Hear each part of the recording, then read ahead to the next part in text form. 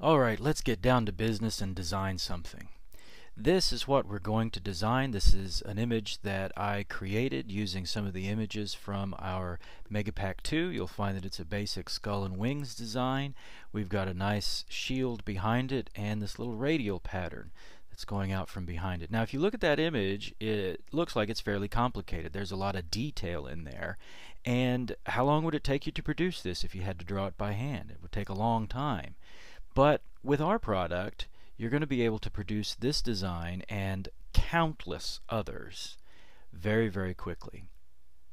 So to produce this image, what we notice is that we're going to have to bring together four components. We've got a skull, we've got the wings, we've got the shield, we've got this nice little radial element that comes from behind the shield. So we want to get all of our assets in one place, and to do that, we need to first go to the file. So we're going to go to our AI folder, and we'll use this preview tab again, and we're going to scroll through until we find the elements that we want. There's going to be the shield that we use. That's in file number 262, and then here in a little bit we'll come across the skull that we're going to use, and here we go. This will be the skull that we use. It's in number 282.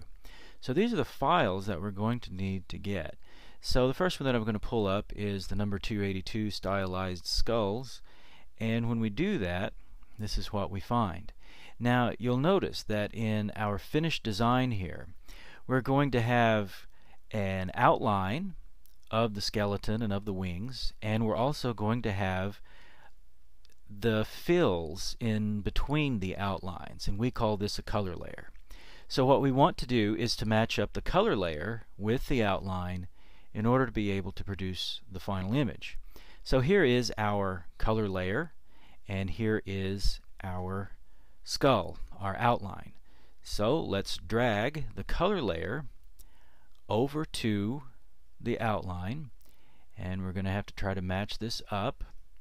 And to drag it, of course, you just single click, hold, and then pull it over and then release.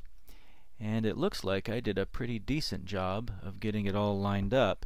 If I didn't, I could use the down arrow key, and that'll move it down, or the up arrow key, and that'll help me fine tune it. So it looks like I need to move it to the right a little bit, down, and there we go. So now we've got our color layer in place. Of course, unfortunately, it is on top of our outline layer. So to fix that, all we do is, first of all, we want to select the color layer. Then we go to our Object drop-down menu. We go to Arrange. Then we go to Send to Back, single click, and it sends it to back. And now we've got our color layer, and we have our outline layer, and it produces the image that we want. Now while we have it in this phase, we're going to be able to select the color layer and then go up and choose what color we want that skull to be. So we can make it blue, or I selected the outline layer, it looks like. So let me go back to make that black. We could select the color layer as so. There we go. And we can make it brown, we can make it green, we can make it blue, we can make it another shade of blue, purple, yellow, whatever colors that we can come up with. And we can also go back and select the outline layer, make it whatever color we want. So here we've got a yellow background. Let's get really psychedelic and make it an orange foreground. Oh, that just looks absolutely nasty.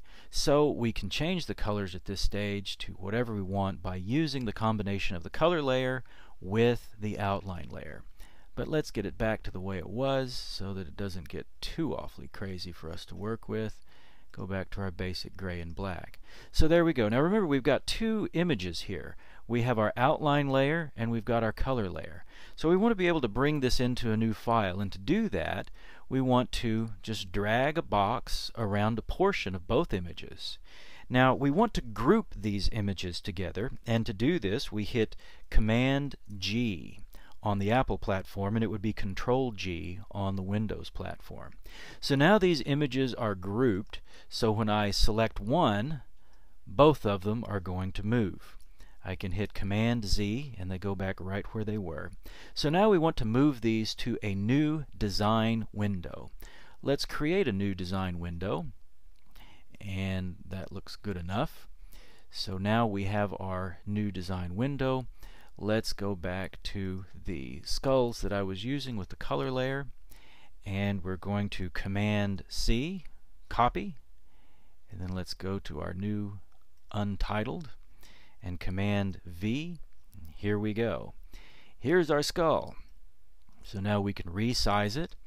And here what I'm doing is simply moving the mouse over one of these little boxes, and it will let me resize it. Now if I want to keep the proportions the way they originally were, I want to hold down the Shift key and then single click and drag, and that will maintain the original proportions.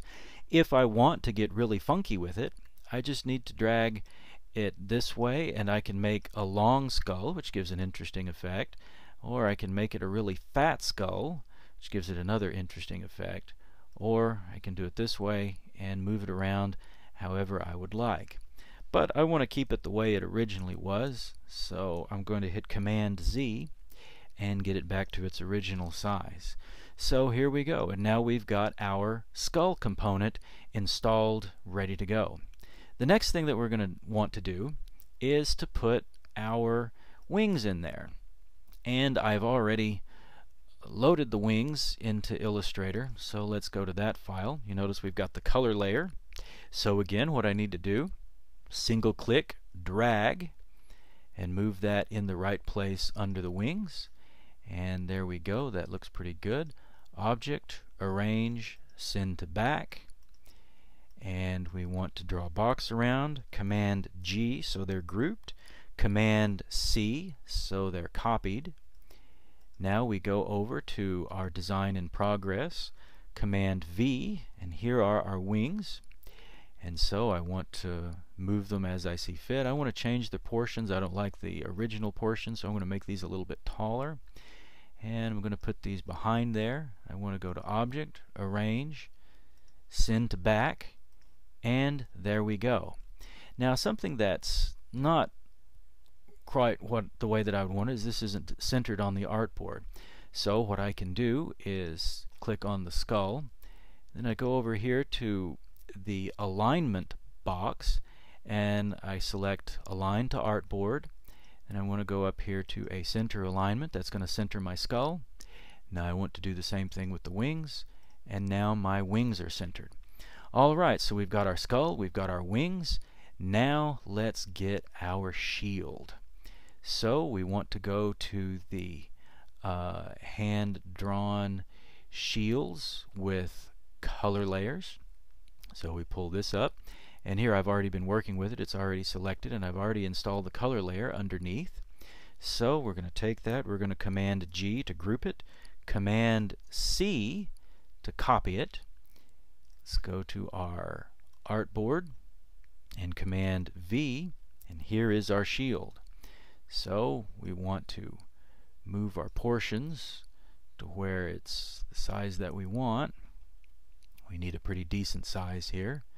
So now let's move it up, and there we go. We want to center it, and now we need to send this object to the back. Object, Arrange, Send to Back, and there we go. And you'll notice it's looking a little bit different than the one that I had, but still close enough and still looking good. So now we just need to put our radial element in there, and once we do that, we will essentially be done. So we look for file 302, digital starbursts, and on the other design I used one starburst. Let me select another one and see how that turns out. Let's use this one. Command C, we go to our work in progress. Command V, there's our digital starburst. Now let's make this thing really big. And even bigger, bigger, bigger. Alright, let's center it. Let's see what we've got. Well, that looks pretty cool the way it is, but we want to move this to the back, so Object, for select the radial, Object, Arrange, Send to Back, and here is our finished result. So maybe we want to move this up a little bit so we can get more of the radial coming out.